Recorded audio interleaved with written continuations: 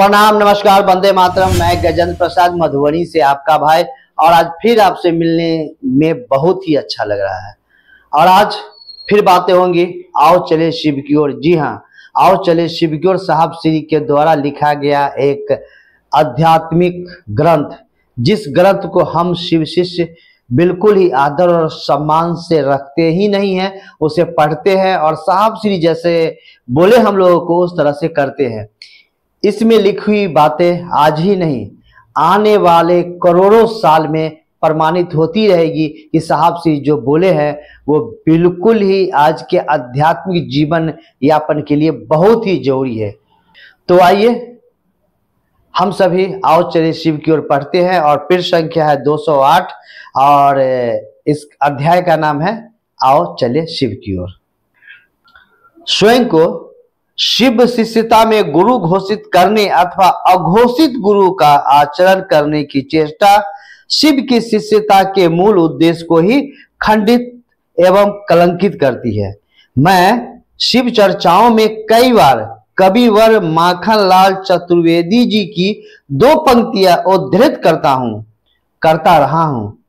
मैं हूं सजनी मील का पत्थर, अंक पढ़ो चुपचाप पधारो, मत आरोपो अपनेपन को, मत मुझ पर देवत्व उतारो।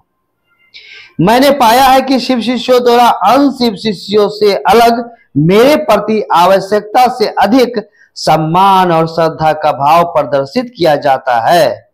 स्वभावतः व्यक्ति प्रत्यक्ष को पकड़ना चाहता है, वैसे भी परोक्ष की पकड़ अपेक्षाकृत कठिन होती है। मैंने नवरात्रि के दिनों में देखा है कि जिस छागल की बलि दी जाती है उसे नहला धुला कर गले में फूलों की माला पहनाई जाती है और हरित दुर्वा का भोजन दिया जाता है। विदित है कि सम्मान में सर्वदा अपमान छिपा रहता है। सम्मान में सदा अपमान छिपा रहता है। सम्मान के आगमन पर अपमान की मुस्कुराहट मैंने देखी है। अंगुली से चांद को इंगित करने का अर्थ यह नहीं है कि मैं उस व्यक्ति की उंगली को ही चांद समझकर पकड़ लिया जाए।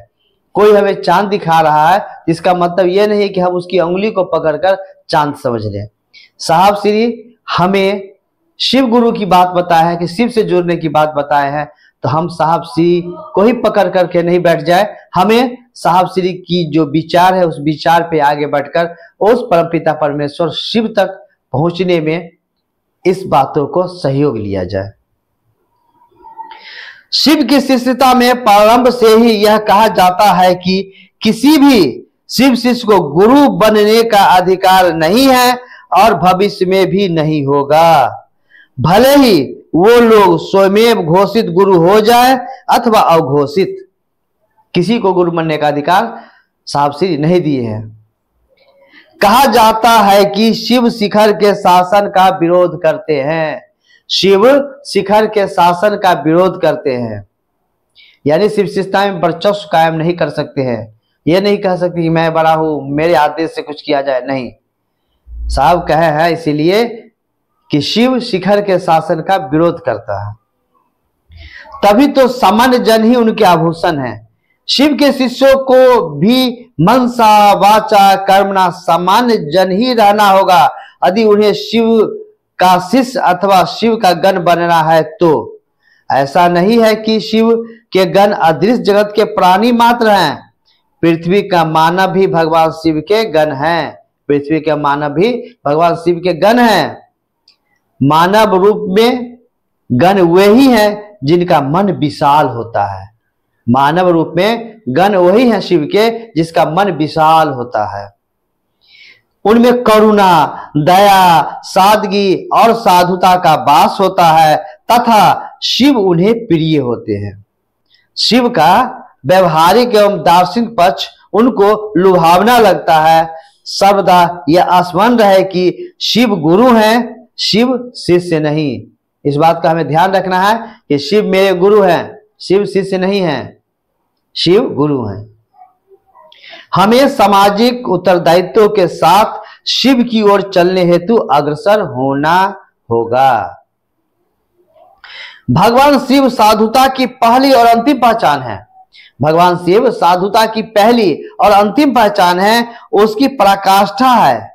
शिव के शेष मनसा वाचा कर्मणा देश और समाज के लिए सच्ची साधुता का प्रतीक बने, यही अपने गुरु शिव से मेरी प्रार्थना है।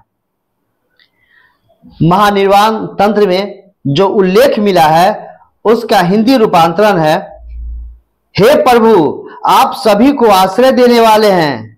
हे प्रभु आप सभी को आश्रय देने वाले हैं, हम आपको बारंबार नमस्कार करते हैं। आप विश्व रूप हैं, आप अद्वैत एवं मुक्ति देने वाले हैं, निर्गुण हैं, ब्रह्म हैं, आपको बारंबार नमस्कार है।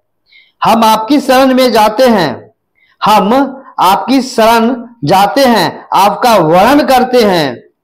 आप संपूर्ण जगत के कारण हैं, विश्व रूप है, आप जगत के उत्पन्न करता, पालन करता और विनाश करता है, निर्विकल्प हैं, निश्चल हैं। जिस भय से संसार भयभीत होता है वह भय भी आपसे भयभीत होता है। जिस भय से संसार भयभीत होता है वो भय भी आपसे भयभीत होता है। आप भीषण से भी भीषण हैं,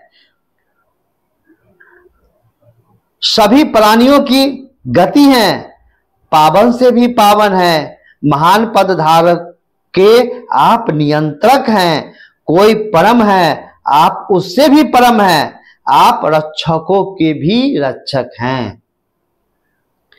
भगवान शिव की शिष्यता उनकी दया के आश्रय में ही अंकुरित, पल्लवित एवं पुष्पित हुई है। झारखंड राज्य के सिद्ध संत परमहंस बाबा ने कहा है कि निर्भर तब निर्भय। झारखंड के एक संत हैं परमहंस बाबा, जिनका कहना है निर्भर तब निर्भय। निर्भर तब निर्भय मतलब किसी पे निर्भर रहिएगा ना, यदि गुरु पर निर्भर हैं आप तब आप निर्भय रहिए। शिव गुरु पर शिष्य की निर्भरता अवश्यमेव उसे निर्भय बनाएगी, परंतु शिष्य अपने गुरु शिव पर निर्भर हो यह दुस्साध्य है।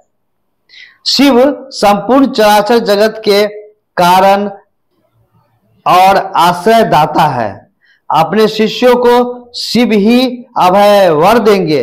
हमें यथासंभव अपने गुरु की दया की परिधि में बने रहने का प्रयास करना होगा। शिव की शिष्यता के जनमानस में विस्तार की पावन सलीला अपने संपूर्ण प्रवाह के साथ शिव दया की अतल गहराइयों में समाहित होती रहे, यही शिव के समक्ष साष्टांग मेरा मन प्राण विनती करता है। किनका? तो साहब श्री का। अभी जितना भी हम लोग सुन रहे हैं ना, साहब श्री के दिल की आवाज है जो इस पुस्तक में लिखी है।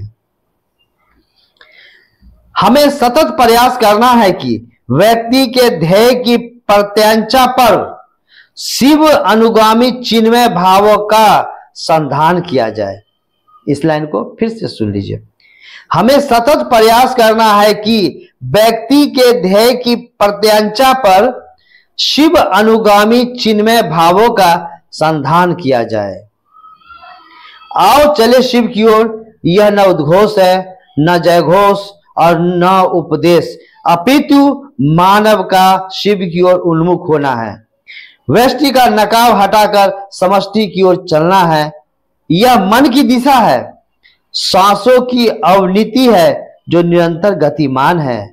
मनवंतरों तक संपूर्ण सृष्टि इसी दिशा में उत्तरोत्तर ऊर्ध्वमुखी हो, ऐसी कामना है। मेरी जिजीविषा यही है, मेरा पाथेय भी यही है, गति और गंतव्य भी। आओ चले शिव की ओर। साहब श्री लिखे। हम सभी ने अभी पढ़ा, हम सभी ने जाना, हम सभी ने समझा। बस यही समझ प्रगाढ़ होता रहे और इस समझ को अन्य भाई बहनों के समझ में हम सभी उतारते रहें।